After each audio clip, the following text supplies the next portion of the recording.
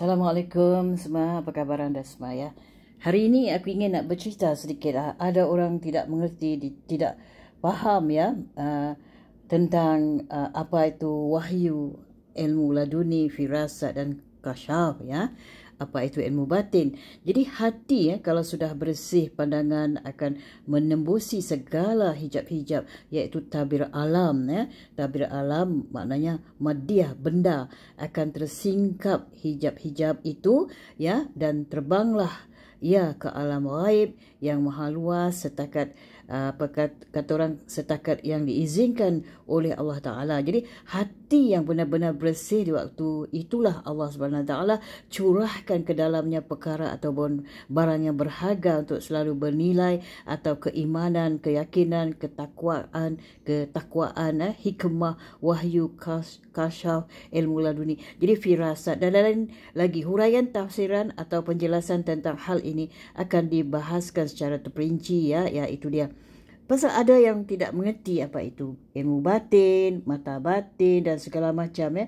Jadi wahyu ni adalah ilmu yang Allah sampaikan kepada rasul-rasul dan nabi-nabi secara terus ataupun direct sekali ya, terus menerus atau melalui perantaraan malaikat ya, terus jatuh ke hati mereka, terus dapat dihafalkan dan tidak lupa buat selama-lamanya. Ianya berlaku tanpa usaha ikhtiar dan tanpa belajar ya. Inilah apa kata orang, mauhibah ataupun anugerah dari Allah ya. Itu anugerah dari Allah. Wahyu membawa syariat baru ya, memansuhkan syariat yang sebelumnya.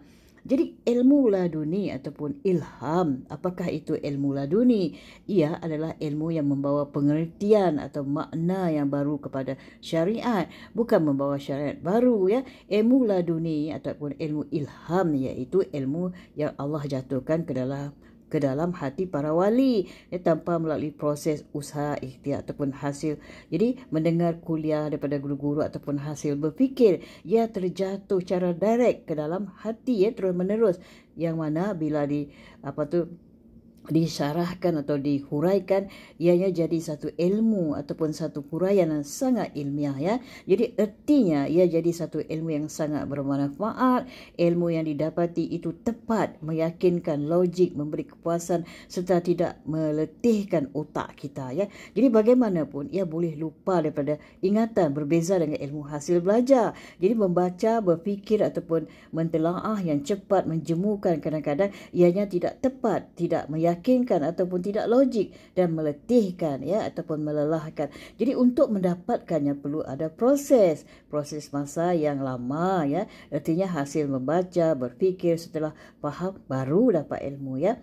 Jadi begini ya, kalau begitu ilmu laduni ataupun ilmu ilham bukan membawa syariat yang baru. Ia membawa makna ataupun tafsiran yang baru. Ia sesuai dijadikan tindakan dan penyelesaian masalah untuk zaman atau makna yang tertentu. Khususnya untuk orang itu, mengapa pula ilmu ilham ataupun ilmu laduni ini dikatakan sebagai penyelesaian masalah sesuai dengan zaman yang bukan untuk semua zaman ya.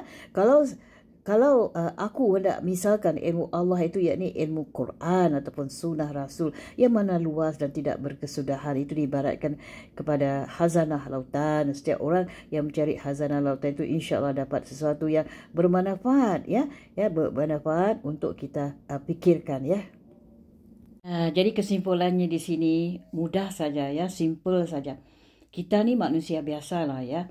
Apa-apa yang kita dapat perolehi anugerah daripada ilahi, seperti kita ada mata batin yang tajam ya, mungkin kerana amalan kita ya, sesuatu nak berlaku kita sudah tahu, dapat gerakkan hati ya.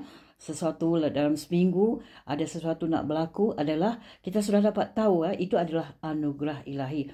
Ada juga orang yang mendapat bisikan, tapi bisikan ni haruslah berhati-hati ya. Berhati-hati, anda kena tapis. Ya, aku tidak mengatakan itu daripada iblis ataupun syaitan ataupun jin, tapi berhati-hati, perlu ditapis-tapis ya, perlu ditapis-tapis ya. Jadi kalau kita mendapat anugerah ilahi itu melalui mata batin kita sudah tahu apa yang akan berlaku. Misalnya seperti sahabatku, ada seorang yang nak meninggal lagi seminggu, dia sudah dapat tahu ya, dia sudah dapat petanda yang tepat sekali ya. Jadi itu adalah anugerah daripada ilahi ya. Kita ni bukan siapa-siapa, manusia biasa ya. Kita bukanlah para nabi ya ataupun wali Allah ya. Jadi kita tidak bolehlah mendapat wahyu sekadar ilham ataupun mata batin saja. Ya, setakat inilah dulu perkongsianku tentang apa itu wahyu ya, mata batin.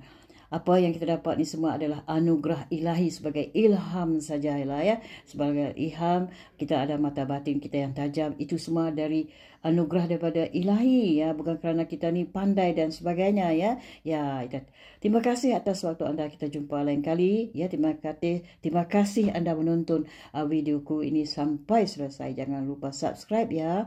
Bye.